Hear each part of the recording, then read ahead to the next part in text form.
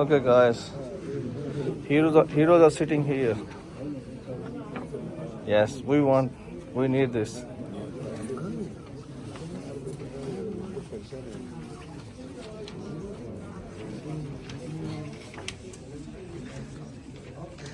Brother Tipu, how are you? I'm okay.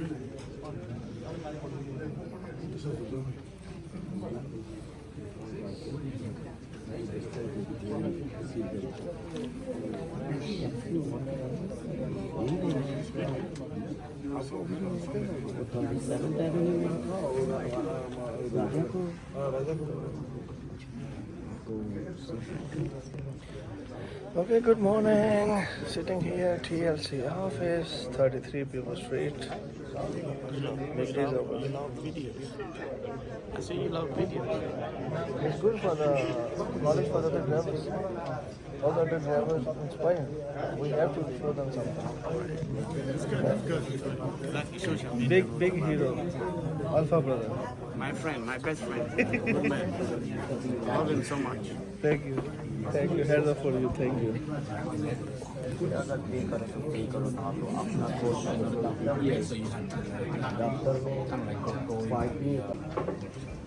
I'm joined today by Commissioners Sorrentino and Velasquez. Thank you both for being here with us today. Today, we're holding a public hearing on the proposed amendments to our minimum driver payment rules for high-volume for-hire services, including the increasing payment amounts to account for increased driver expenses and changing the way utilizations are calculated and applied. The notice to comment on this rule was published in the City Record on January 30th, 2023, and the comment period ends today. We're not voting on these rules today. The soonest that this rule proposal could be adopted by the Commission is at a next scheduled meeting on March 8th.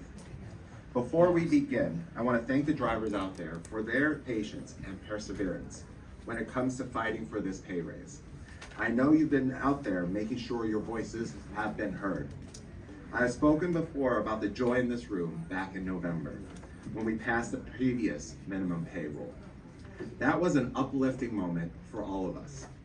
That raise would have already happened if we're on the front lines, serving mostly healthcare workers, paying for expenses including PPE, and having nothing but a plastic partition to keep them safe. Even in those days, Uber and Lyft took the highest commission from drivers. And during the crisis of inflation, Uber and Lyft again treated drivers as if they were mere fodder. And we're here to say to Uber and Lyft that this raise is long overdue. We will not back down until it goes into the hands of the drivers.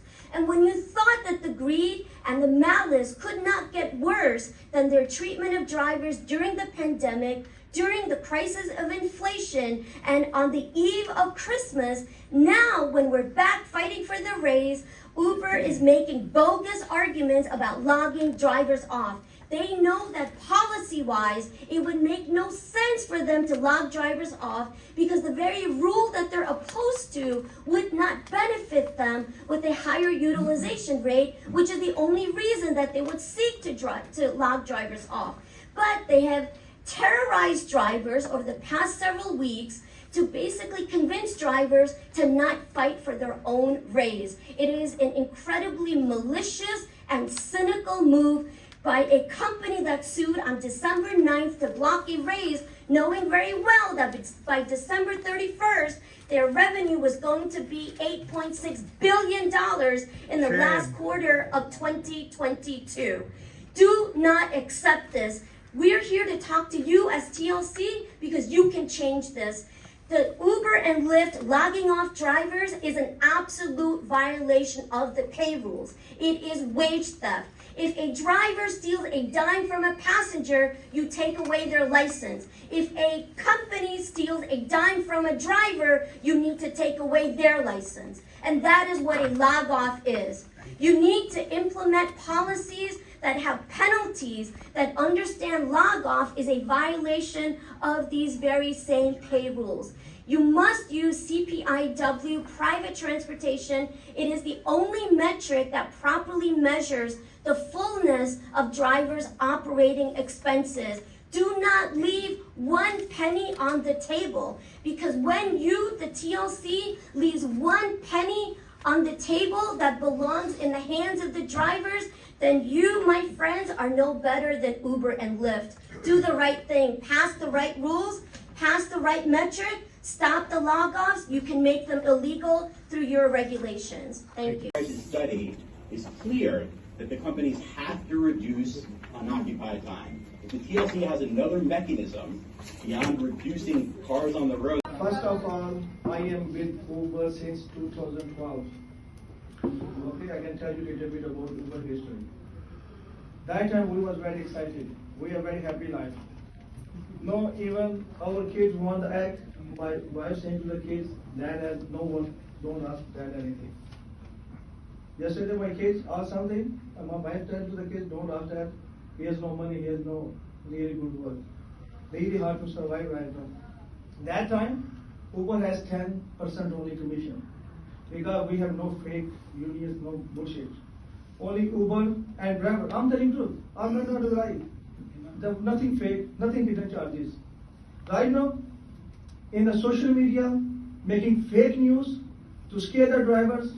Because this is my brother, we cannot speak English, you don't understand. Whatever I can tell him, he's saying, okay, you good. That's not fair. The problem is the middleman who is feeding by Uber and misusing the drivers. And the race, if we are right, that's our right. If you survive when it's 10%, no, you have hidden fees and everything, 40%, and you're not still showing the real fare. Still you cannot survive, and you have 8.6 million, you get benefit profit. And we have nothing money. We start from Brooklyn, we go all the way, we to run whole day. Maybe I have phone here. Whole day you work 10 hours, $130 whole day. And at end of the day, you have $90 gas. Plus where you take is $30, $40. And they say don't be utilized there. Why? That is our money. We don't want to feed anybody. We want this money. We don't want to give this money any lawyer or any firm. This is between us and Uber. If Uber survived, when they have no office in Brooklyn, no office in Manhattan, I know they are staying in multi-million buildings. That is our money. That's not Uber money. You stay in luxury buildings. And now we are saying raise some price, and you are saying, oh, we are dying. How you are dying? Driver is dying. You kill before car service. You kill before yellow cab driver did suicide. Car service did suicide. Black car driver. Black car driver is not a garbage job with short and sneakers. Black car driver, I am driving 20 years. We have nice suit and tie. This is not like a beggar. Yesterday, day before, I talked to the one driver. He's saying, well, I heard the Uber raise. Used to I make $5.39 minimum max fare. To after raise, I get $5.34. What a bullshit. What is this game? And I'm driving SUV. SUV has this year, insurance is up $570. Used to $3,000. Insurance now is $3,570. Everything is up. Gas, SUV, you need super gas, around $5 gas. You work like 4 or 5 hours. This is a time issue, the people time issue. I'm working all my life, like 3 to 12, 8 hours. How many hours you guys you want to work? Don't misuse the drivers. Okay, if you work 8 hours, they pay you good. I'm surviving. Since 2012, I have my 1099 above 150,000. In 8 hours, 9 hours, 10 hours maximum, and 5 days. Now we are working like 70, 80 hours, still we cannot make $200. Thank you for this. I think my time is finished, but still I okay. Thank you. And out of this 30 seconds, I think. And also the out of town. Out of town, what is the garbage? When you go to the 100 miles, they pay you 98 cents. 100 miles you drive $98 plus Uber fees, everything you get 44 or 54 something dollars. 100 miles. He has gas and everything. What he get in the pocket? Nothing. He getting free. Thank you for your time. The study is clear that the companies have to reduce unoccupied time. If the TLC has another mechanism beyond reducing cars on the road. In the next week before our vote, and ensure that it's a more fair utilization ban when we come together in 1 week. And in addition, we will also look at how we can publish the utilization rate on a regular basis so that each of the companies know where they are. And with that, The time is now 1:05 and I call a meeting to an end. Thank you so much.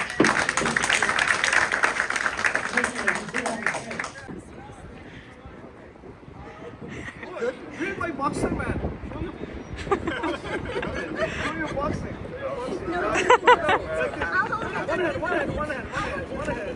One hand like this. Everybody show your punch like this. Everybody show your punch like this. Show your punch like one punch. It's good. That's right. Keep going. It's all right. Okay, there you go. All right.